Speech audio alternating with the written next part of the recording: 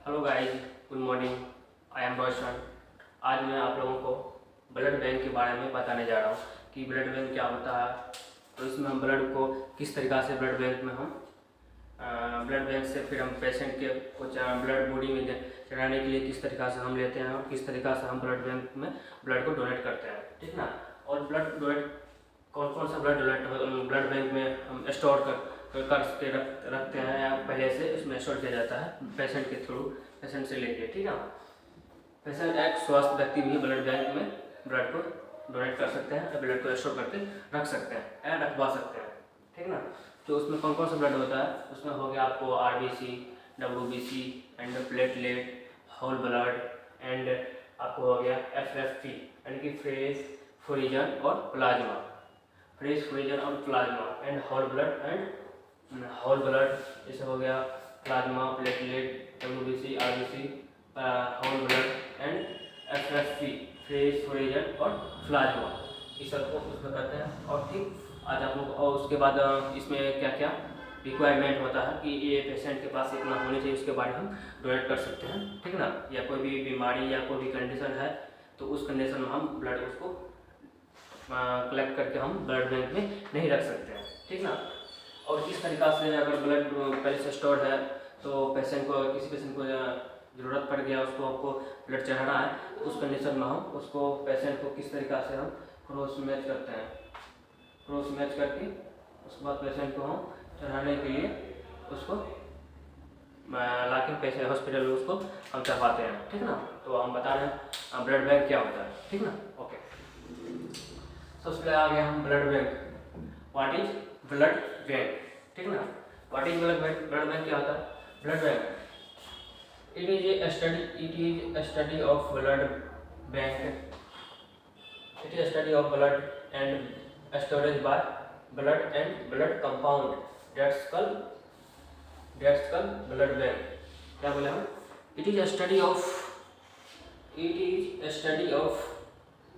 blood and storage by blood and blood compound, that's called blood bank. it is a study of blood. इसमें जो है study होता है blood के बारे में। ब्लड बैंक में ब्लड के बारे में पहले स्टडी किया जाता है, यानी कि जानकारी किया जाता है ब्लड में है क्या क्या क्या जरूरत, कैसे हम इसको स्टोर कर रख सकते हैं। तो इसलिए है it is study of blood. उसके बाद स्टोरेज, स्टडी करने के बाद ब्लड के बारे में जानने के बाद उसको स्टोर किया जाता है, ठीक। Storage by blood and blood compound, यानी कि पहले ब्लड के बारे में स्टडी करेंगे, स्टडी करने के बाद उसको हम स्टोर में ब्लड एंड ब्लड कंपाउंड को रख सकते हैं, किसमें, ब्लड बैंक में, ठीक है ना। Blood it is a study of blood and blood it is study of blood and storage by blood and blood compound, that's called blood bank, ठीक। अब नेक्स्ट आ गया, इसमें हम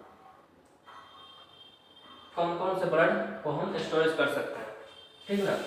तो सबसे एक नंबर में आ गया होल ब्लड। क्या आ गया, होल ब्लड। उसके बाद आ गया RBC, रेड ब्लड सेल, ठीक। क्या आ गया, whole blood, RBC, red blood cell and WBC हो गया, वाइट ब्लड सेल एंड उसके बाद हो गया प्लेटलेट एंड हो गया प्लाज्मा। कितना हो गया, एक हो गया होल ब्लड, दो हो गया RBC, तीसरा हो गया WBC वाइट ब्लड सेल, चौथा हो गया प्लेटलेट, पांचवा हो गया प्लाज्मा और छठा हो गया FFP। क्या बोले, FFP। तो FFP के बारे में इसका फुल फॉर्म हो गया आपको फ्रेश, फ्रोजन, प्लाज्मा। क्या बोले, फ्रेश, फ्रोजन, प्लाज्मा, ठीक।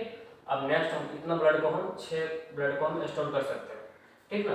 स्टोर करके हम ब्लड बैंक में रख सकते हैं, ठीक ना। अब हम नेक्स्ट बता रहे हैं आपको रिक्वायरमेंट अर्जेंट क्या होता है। जब जिस टाइम पेशेंट का हम ब्लड कलेक्ट करेंगे बैंक में रखने के लिए या किसी पेशेंट को चढ़वाने के लिए ब्लड को बॉडी में, तो उस टाइम क्या क्या रिक्वायरमेंट होना चाहिए डोनर का, ठीक ना। तो उस time requirement agent of patient का भी और डोनर का भी। क्या बोले, पेशेंट और डोनर दोनों का ये सब रिक्वायरमेंट होना चाहिए, ठीक है ना। एक नंबर में आ गया क्या, वेट। सबसे पहले जो डोनेट करेगा, ब्लड डोनेट करेगा, उसका वेट होना चाहिए कितना, कम से कम 45। कितना बोले, जो डोनर ब्लड डोनेट करने के लिए आए उसका वेट कितना होना चाहिए, 45, ठीक है ना। उसका वेट होना चाहिए 45 kg होना चाहिए। एंड वेट होना है 45। एंड नेक्स्ट हो गया आपका, उसका डोनर का एज होना चाहिए 19 से प्लस होना चाहिए। कितना, 19 से प्लस होना चाहिए, 19 से प्लस होना चाहिए उसका एज। एंड थर्ड आ गया, ब्लड डोनर नीडली, क्या बोले, ब्लड डोनर जो करता है, डोनेट जो करते हैं जिससे हम ब्लड से इंजेक्शन से, उसका 18 गज होना चाहिए। क्या बोले, 18 गज होना चाहिए, जिससे हम ब्लड को डोनेट करेंगे, कलेक्ट करेंगे, उसका गज 18 गज होना चाहिए, ठीक है ना। एंड हो गया, जिसका डोनेट हम करेंगे, डोनेट लेंगे ब्लड, उस टाइम उस पेशेंट का सिस्टोलिक, क्या बोले, जिस टाइम हम बोलते हैं बीपी जो मापते हैं हम, बीपी ब्लड प्रेशर, बीपी का फुल फॉर्म हो गया ब्लड प्रेशर, ठीक है ना। उसको बोलते हैं हम सिस्टोलिक और डिस्टोलिक, सिस्टोलिक और डिस्टोलिक। सिस्टोलिक कितना होना चाहिए, 100 से 200 के बीच होना चाहिए। सिस्टोलिक कितना चाहिए, 100 से 200 के बीच। एंड डिस्टोलिक, ये हो गया सिस्टोलिक, ये हो गया डिस्टोलिक होना चाहिए 80 से 100 के बीच। कितना बोले, जब डोनेट करेगा पेशेंट उस टाइम हम उसको देखेंगे कि उसका बीपी मापेंगे, किस तरह का इसका बीपी कितना है प्रेजेंट में, ठीक ना। तो प्रेजेंट में उसका बीपी देखेंगे हम, सिस्टोलिक जो है वो होना चाहिए 100 से 200 के बीच, ठीक। नेक्स्ट हो गया उसका डिस्टोलिक भी हम फिर मापेंगे, डिस्टोलिक भी उसका 80 से 100 के बीच होना चाहिए, 80 से 100 के बीच होनी चाहिए, ये मैन्युअली होता है, ठीक ना। उसका नेक्स्ट हो गया आपका ब्लड टेम्परेचर, बॉडी टेम्परेचर, ये तो बीपी हम नाप लेंगे। उसके बाद उसका फीवर भी हम चेक करेंगे, उसका बॉडी टेम्परेचर कितना है। तो इसका 98 सेल्सियस होना चाहिए, 98, ठीक ना। उसके बाद नेक्स्ट हो गया आपको, नेक्स्ट हो गया उसको हम मिलेंगे ये चार डोनेट 4 टाइम। उसका जो ये हो गया आफ्टर 3 मंथ, जब एक बार ब्लड डोनेट करेगा उसके बाद जो है 3 मंथ के बाद वो ब्लड डोनेट कर सकता है। फर्स्ट टाइम जो भी ब्लड डोनेट करता है, तो जैसे अभी कर दिया, ठीक है, मान लीजिए अभी कर दिया, तो वो 3 मंथ के बाद अब नेक्स्ट टाइम जो है 3 मंथ के बाद ही कर सकता है, और साल लगभग 3-4 बार कर सकता है।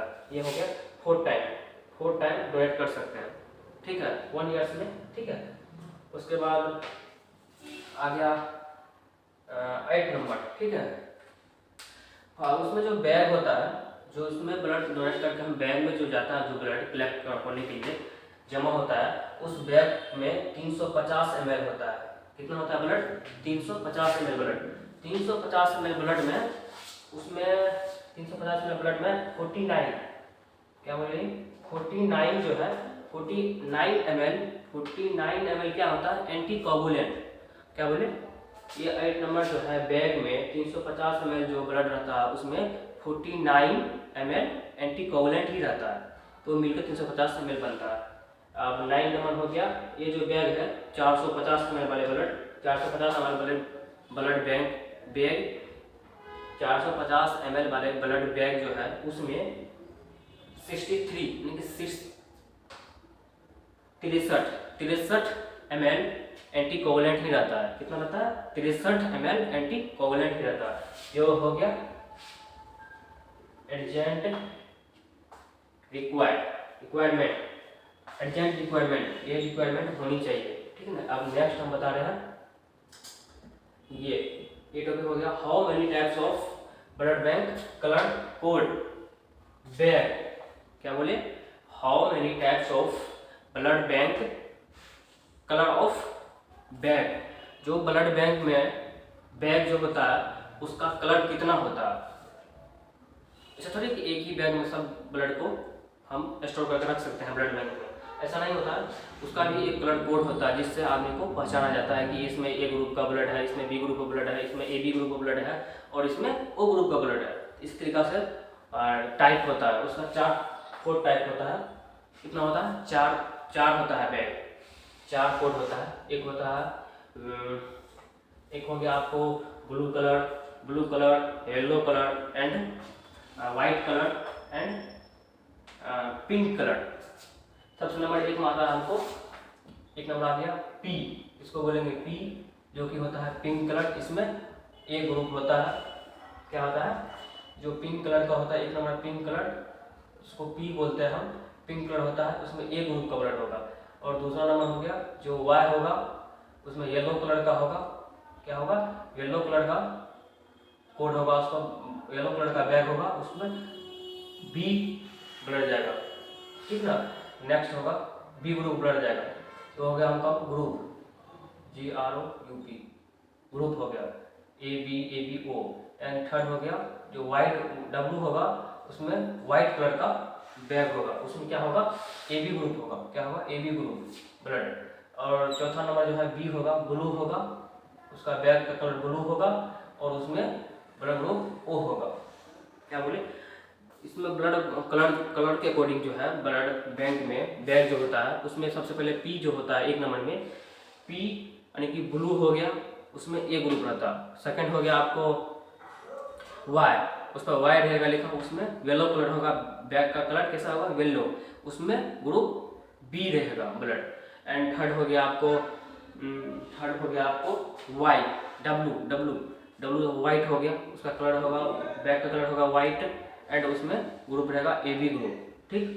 नेक्स्ट हो गया आपको फोर्थ, उसमें आपको रहेगा बी, जो कि ब्लू कलर रहेगा बैग का कलर, उसमें ब्लड रहेगा, क्या ब्लड रहेगा? उसमें O ग्रुप रहेगा, ठीक। अब हम नेक्स्ट बता रहे हैं आप लोगों को कंडीशन ऑफ ब्लड बैंक। सही बात है, कंडीशन ऑफ, सबका कंडीशन होता है अपना अपना, ठीक है ना, वो कंडीशन होना भी चाहिए। तो ब्लड बैंक का भी एक कंडीशन होता है कि इसमें क्या क्या होना चाहिए, ठीक है ना। ब्लड बैंक में कंडीशन सबसे नंबर 1 में होता है 1 यूनिट ब्लड में 350 ml होना चाहिए। क्या होना चाहिए? कंडीशन है कि जब 1 यूनिट ब्लड होगा उसमें 350 ml क्या होना चाहिए? ब्लड होना चाहिए, 350 ml ब्लड, ठीक। एंड सेकंड आ गया हमको कि 1 यूनिट ब्लड में 3.0 HB इंक्रीज होना चाहिए। सही बात है, जब 1 यूनिट ब्लड में 350 ml होना चाहिए, सही, राइट। एंड 350 ml ब्लड में 3.0 HB होना चाहिए। जब हम 1 यूनिट ब्लड किसी पेशेंट को चढ़ाएंगे उस कंडीशन में उसका HB 3.0 इंक्रीज करना चाहिए, यानी कि बढ़ना चाहिए। 1 यूनिट ब्लड, आप ये भी बोल सकते हैं कि 1 यूनिट ब्लड में 3.0 यानी कि 3 HB बढ़ता है बॉडी में। 1 यूनिट ब्लड चढ़ाने में 3% चढ़ता है, 3.0% HB बढ़ेगा उसके बॉडी में, ठीक। एंड नेक्स्ट हो गया, थर्ड हो गया होल ब्लड में HB लॉस एनीमिया होता है। होल ब्लड में HB जो लॉस होता है उसमें एनीमिया हो सकता है, ठीक। एंड हो गया 6 नंबर हो गया, 5 नंबर, 4 नंबर, 5 नंबर हो गया फ्रेजन प्लाज्मा एंड 6 हो गया प्लाज्मा कोवलेंट। प्लाज्मा में जो है क्लोटिंग टाइम होना चाहिए, जो प्लाज्मा को स्टोर करता है उसमें क्लोटिंग टाइम भी होना चाहिए, प्लाज्मा में क्लोटिंग टाइम होना चाहिए, ठीक। एंड हम इसका कुछ नोट में हो, इसको नोट में समझ लीजिए, ठीक है ना। नोट में ये फुल फॉर्म हो गया, आपको बैग में जो ये जो बैग बताए आप 4 को हम जो बैग बताए, जो ब्लू कलर होता है, येलो कलर होता है, व्हाइट कलर होता है और ब्लू कलर होता है। Blue colour, white colour, yellow colour, ठीक, ये 4 कलर जो बताए वो बैग, उस बैग में क्या प्रेजेंट रहता है, क्या प्रेजेंट रहता है, उसमें एंटीकोगुलेंट प्रेजेंट रहता है। तो एंटीकोगुलेंट का फुल फॉर्म क्या होता है उस एंटीकोगुलेंट का बताते हैं। उसमें होता है जिस बैग में एसिड कोगुलेंट रहेगा, जैसे एसिड ACD, इसका फुल फॉर्म होगा ACID, acid, CITROT saturate, and DEXTRO एनी सेट्रोजेंट, इसमें जो है एसीडी बैग में जो है, ये जो बैग में, जिस बैग में एसीडी एंटीजन रहेगा, एंटीकोगुलेंट रहेगा, उसमें उस बैग में जो ब्लड प्रेजेंट रहेगा 21, कितना बोले 21 डेज उसको स्टोर करके रख सकते हैं। कितना दिन? 21 डेज, ठीक ना, एसीडी में, एसी सेट्रोजेंट डेक्स्टोरॉन, ठीक। इसके बाद हो गया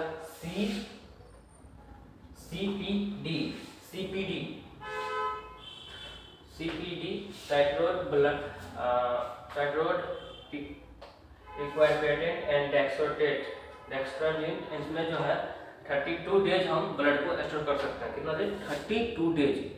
एंड हो गया हेपेरिन में 42 डेज ब्लड को स्टोर करके रख सकते हैं, ठीक। एंड हेपेरिन हो गया। उसके बाद हो गया आपको SAGM में ओनली फॉर आरबीसी को स्टोर कर सकते हैं। क्या बोले?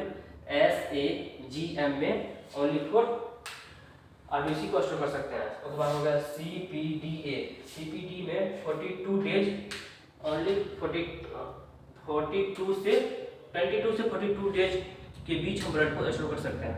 एंड हो गया आपको SAGD का फुल फॉर्म, SAGW का फुल फॉर्म, ये होगा पूरा आपको SAGD का फुल फॉर्म, ठीक है। रिक्वायर्ड ग्लूकोज इंसेडेंट, ठीक है ना। इसका हम आपको बता रहे हैं कि ये तो हो गया ब्लड बैंक क्या होता है, एंड ब्लड बैंक में कौन कौन सा ब्लड बैंक को हम स्टोर कर सकते हैं, एंड इसका रिक्वायरमेंट क्या होता है। उसके बाद इसका ब्लड बैंक का टाइप्स कितना होता है, एंड उसमें जो है रिक्वायरमेंट कितना होता है, और उसमें कौन कौन सा एंटीजन प्रेजेंट रहता है, किसमें? ब्लड बैग के अंदर कौन कौन सा एंटीजन प्रेजेंट रहता है, ठीक ना। तो अब हम आप लोगों को बता रहे हैं ब्लड का स्टोर, जैसे कि ब्लड बैंक क्या होता है, ब्लड बैंक ये भी जान लिया, ब्लड बैंक क्या क्या रिक्वायरमेंट होता है, और किस किस ब्लड का बैग होता है, और कैसे स्टोरेज किया जाता है, ठीक ना। कैसे पैसे से हम ब्लड डोनेट करके हम ब्लड बैंक में स्टोर करेंगे, ठीक ना। अब स्टोर करने से पहले एक रीजन आता है कि उसको हम टेस्ट करेंगे डोनर का, और अगर हम स्टोर तो कर लिए, ठीक है ना। स्टोर करने के बाद जब आएगी टाइम चढ़ाने का पेशेंट को, ब्लड को जो स्टोर ब्लड बैंक में से लाने के बाद चढ़ाए कैसे जाएंगे, ठीक ना।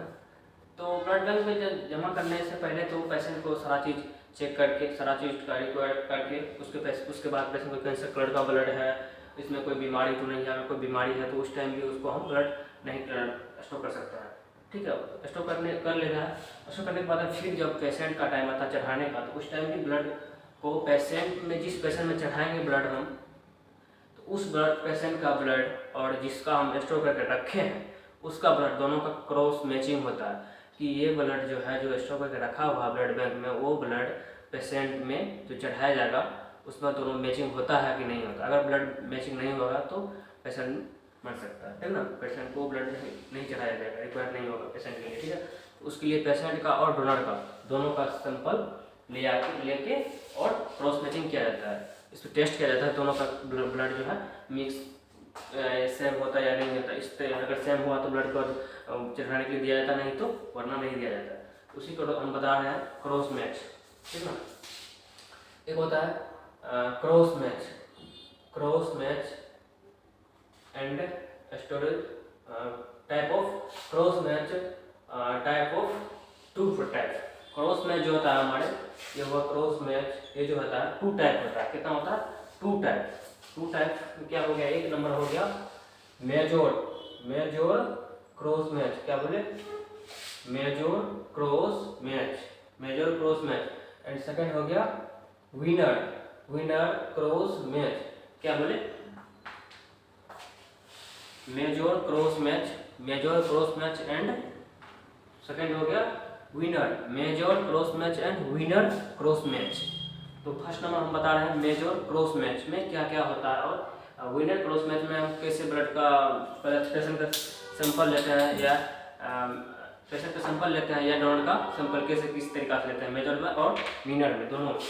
तो मेजर का सबसे पहले एक नंबर बताते हैं। मेजर क्रॉस मैच में हम डोनर का, यानी कि जो स्टोर करके रखना चाहता है ब्लड में, उसका हम स्टोर रहता है, उसका हम ब्लड का रेड सेल लेते हैं, क्या बोले, विनर में मेजोर में डोनर का रेड सेल लेंगे और पेशेंट का सीरम लेंगे। क्या बोले, मेजोर जो क्रॉस मैच करेंगे हम, उसमें हम मेजोर, ये दो टाइप होता है, मेजर और मिनर। तो मेजर बता रहे हैं, मेजर में हम पेशेंट का, डोनर का क्या लेंगे, रेड सेल और पेशेंट का सीरम। अगर हम ये इससे करेंगे तो, अगर हम सेकेंड विनर से करेंगे, विनर क्रॉस मैच से, उसमें हम पेशेंट का रेड सेल लेंगे और डोनर का सीरम लेंगे, यानी कि वही अपोजिट साइड, अपोजिट है।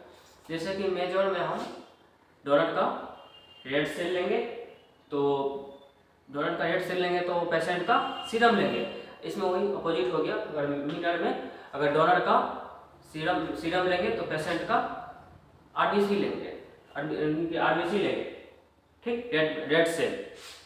ठीक, अब हम बता रहे हैं टेस्ट, मेजर का टेस्ट, मेजर के से हम कर रहे हैं, मेजर से, ठीक है। उसमें हम मेजर में डोनर का सैंपल लेंगे,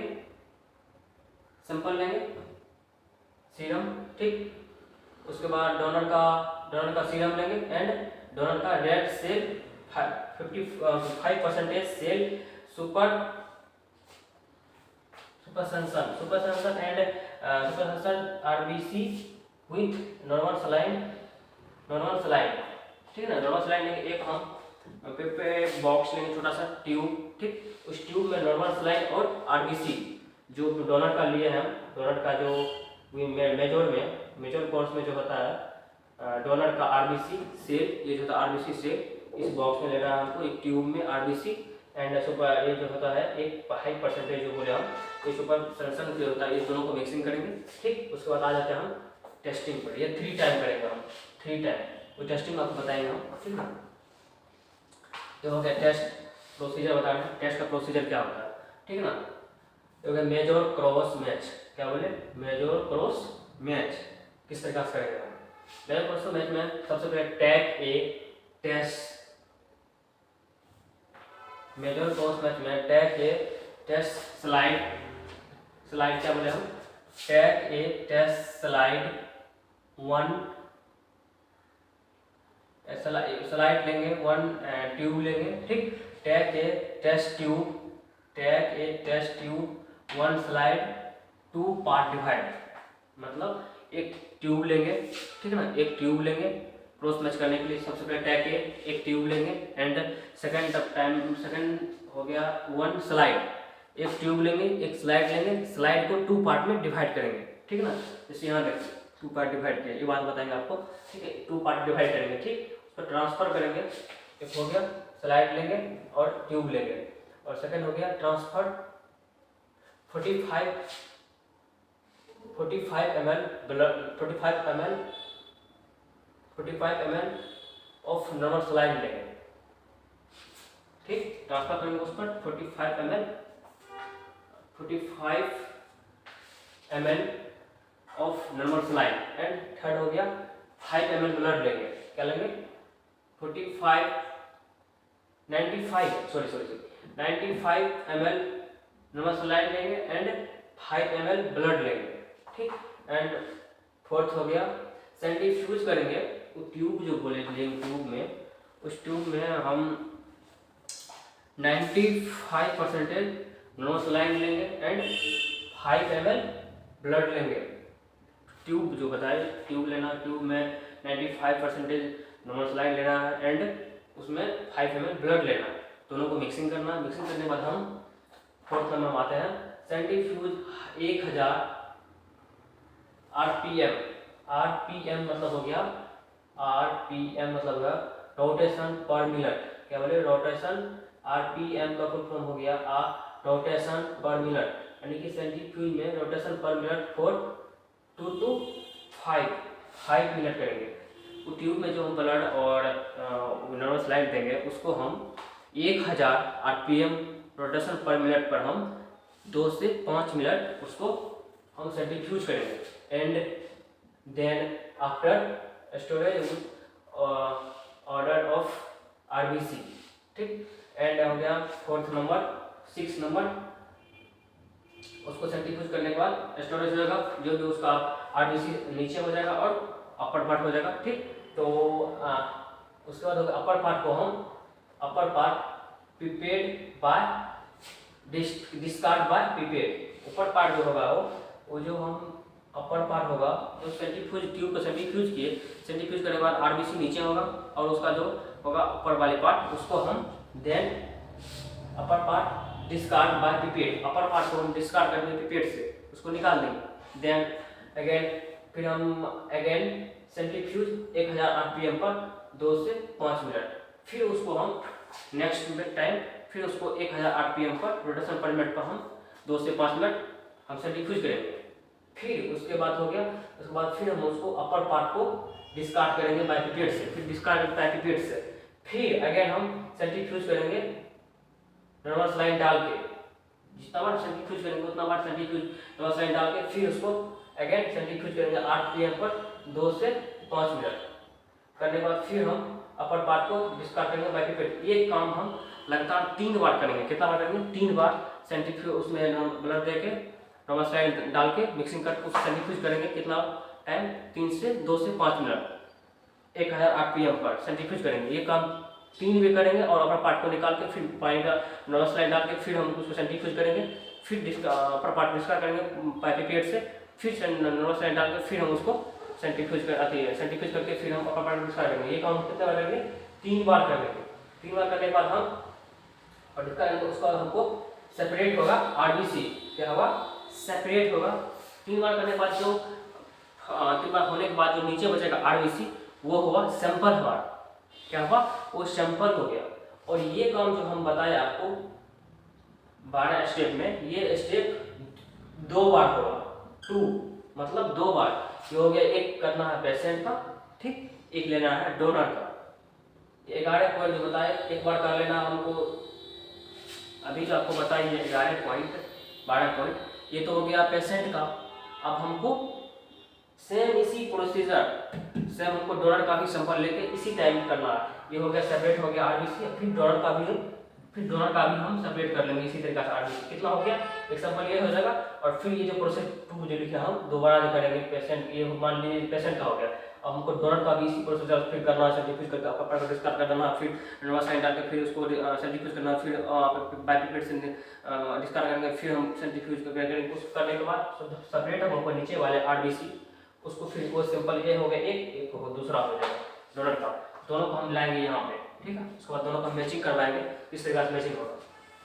तो एक स्लाइड लेंगे हम, स्लाइड को 2 टाप में डिवाइड करेंगे। ये जो पूरे सेपरेट करेंगे, एक ये हो गया, एक दोबारा जो करेंगे फिर स्टेप में वो, ठीक है ना। उसका ये हो गया पेशेंट का, दो पार्ट डिवाइड करेंगे, इसमें दे देंगे पेशेंट का सैंपल और इसमें दे देंगे हम डोनर का सैंपल।